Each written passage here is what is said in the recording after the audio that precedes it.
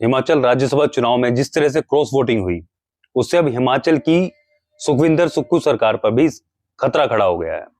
अब सवाल खड़ा होता है कि ये क्रॉस वोटिंग क्यों हुई?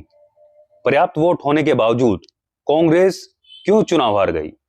कांग्रेस के 6 विधायकों ने क्रॉस वोटिंग कर बीजेपी के उम्मीदवार को क्यों जितवा दिया?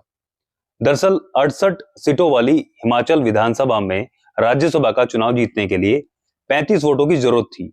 कांग्रेस के पास 40 विधायक थे और बीजेपी के पास 25, लेकिन कांग्रेस के 6 विधायकों ने क्रॉस वोटिंग कर दी, यानी बीजेपी के उम्मीदवार हर्ष महाजन को वोट दे दिया। इनके 3 निर्दलीय विधायकों ने भी बीजेपी के पक्ष में वोट किया। इस तरह बीजेपी उम्मीदवार हर्ष महाजन को 34 वोट मिले। कांग्रेस के उम्मीदवार अभिषेक मनु सिंघवी को भी 34 ही वोट मिले। टाई के बाद पर्ची निकालकर फैसला किया गया, जिसमें बीजेपी के हर्ष महाजन की जीत हुई। अब बड़ा सवाल खड़ा होता है कि क्रॉस वोटिंग क्यों हुई?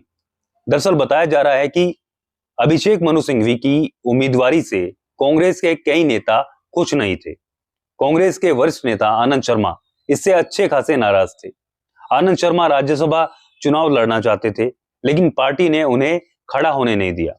सिंघवी को हिमाचल में आउटसाइडर करार दिया गया और उन्हें कांग्रेस के भीतर भी विरोध झेलना पड़ा। सिंघवी ने खुद यह स्वीकार किया कि यह कांग्रेस बनाम बीजेपी नहीं, बल्कि कांग्रेस बनाम कांग्रेस की लड़ाई थी।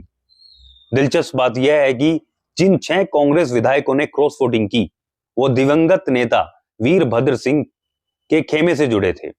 हर्ष महाजन भी उसी खेमे के थे और 2022 में बीजेपी में आने से पहले वे उनके लिए बतौर रणनीतिकार काम किया करते थे।